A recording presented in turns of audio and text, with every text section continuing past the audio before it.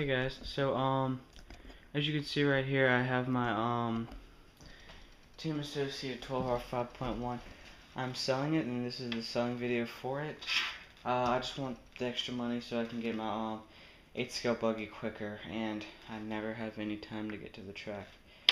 I'm gonna sell it. I'm gonna part it out. It's got the rolling chassis. I think I'm gonna ask 150 for.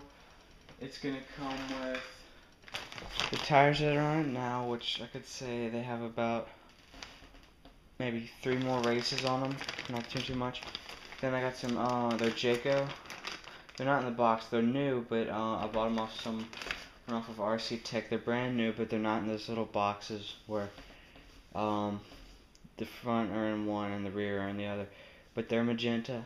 And it does come with that. It comes with 2 bodies. Both are in pretty bad shape, but I do have to say this one is worse than this one. They're not the prettiest bodies, but they do protect the car. I got some miscellaneous screws and spur gears. I had another spur gear. Here it is. I got 3 spur gears. I can read the teeth off to you guys if you want. I got a 53. A 46, and what is this one? I think it's a 49. Yeah, it's 49. I got some little screws. Those are what holds the rear hub on. I lost some. I just dropped 2, lost 1. But it comes with another A-arm, upper A-arm for right here. This is the Futala S9602 servo. It's I think it's got about 6 volts, close to 40 ounces of torque, and 0.09 speed. It is a great servo for this car. It's incredibly fast, and it's perfect for it. I couldn't ask for anything better. It will include traction compound. It's Team Co Rally, the gripper traction compound. You put this stuff on the foam tires and it makes them super sticky, and you get much better grip. You can run faster. It is going to come with these old tires too, if you can find something to do with them. They're pretty much gone, but it's going to come with them anyway. Okay, that you get the servo, the rolling chassis, all the tires, the traction compound, and the 2 bodies for $150 plus I'd say $10 shipping.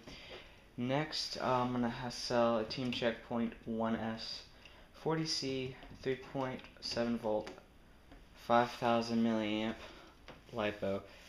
This thing's around about $50 new. It's in great shape. It does have a little wear on the bottom. I mean, it's the top, but it had to fit in the bottom, because these cars, they don't actually have battery straps, and you have to velcro them or double-sided sticky tape them down. And when I got it from the guy, I got this used from a guy. It was in great condition then, and it still is now. It was loose, and so when I would drive it, it would shift a little bit, and it's not much, but it's just something to let you know. I would say about $30, no, $25 shipped for the battery. Next, I have a 17.5 turn Team Orion motor. It's just it's a great motor. It gets the job done.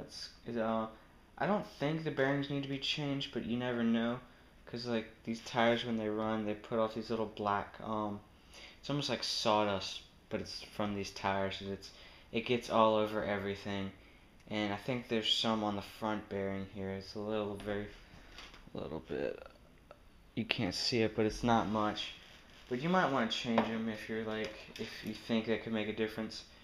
I'm gonna be asking about $60 for the motor, 60 ships for the motor. And then next I have a LRP SXX stock spec brushless speed controller. I'm not exactly sure on all the things, but I'm pretty sure it has a built-in BEC, lipo, cutoff, all that stuff. It has Dean soldered onto it. If you look on the bottom, it has some adhesive leftover residue from when it was stuck to the chassis, but that's normal. It's kind of expected with these things. This ESC brand new is close to $200, so I'm gonna go ahead and sell it for maybe about 110 shipped, 100 shipped, something like that. If you have any questions, I'll be posting pictures on RC Tech, and this is videos going on RC Tech too. But if I could sell the whole thing as a bundle for $280 shipped. This is the car. The only thing you'd have to do when you get the car is you'd have to align the camber. I think it's off a little bit. Like I think this tire's cambered out more than the other one. And the only camber gauge I have is for a 1/8 scale vehicles, and this is a 1/12 scale. So it's definitely gonna But if you want to look at the bottom of the chest, oh yeah, let me mention this. On the roller, if you look up front, let me see if you can see that. No, you can't see it. But me and the wall had a good time, and since this bumper is not very big, it hit. It chipped not really chipped, it just kind of pushed the carbon fiber together. What I did is I pulled the bumper off and I put some CA glue in there, and it sealed it all together, just like so you can still run it and it won't like flake apart basically, and it'll hold together. I might put some more on there just to seal everything up. But yeah, it's fine. It's not really that noticeable unless you're looking dead on at it. But if you look at it from the bottom, it's okay. I was cleaning it, and one of the screws that holds the servo mount in, it fell off. You could still use it, but I don't recommend it because the servo might shift and your steering might get all funny. And with these little cars at these high speeds with all these forces behind them, it'd be best to have your servo aligned. It's just a little screw.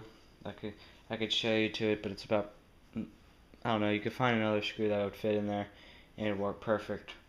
But the rear diff, not a diff, well yeah, it's a ball differential. It's fine. Actually yeah, it's fine. The rear tires, they have some chunking on them. And if you don't know what that means, that's when you go, like, you turn to the right like this and there's so much force. This thing doesn't have a lot of suspension give. It puts stress on the tires and it actually takes chunks of the tires off. There's some on the edges of them. The front rim, it's cracked, but they don't have much life left on them, so it doesn't really matter. On the chassis where the battery goes, it's rubbed a little bit. It's not shiny carbon fiber, because what I was explaining about the battery, right here where the ESC was, there's some residue, residue from adhesive residue left over. It's a great little kit. It's really fast. Right before I decided to sell it, I bought this spur gear, and it the 53 tooth, and it toned it down. I don't know if that's the right word, but it calmed it down a lot, and it handled 1,000 times better than it did before with the lower teeth gears, because the motor was topping out on areas of the track that it shouldn't, because it was just so ridiculous. The acceleration was so ridiculous. But now it's got about 7 or 8 more miles an hour. Really good car. You cannot run this thing on asphalt. It's just too low to the ground to run on asphalt. But yeah, if you have any questions, comment for me and I'll answer them. Yeah, I'll post the link to the RC Tech. I'd say you can look at things in better detail. But yeah, go ahead and comment for me if you have any questions.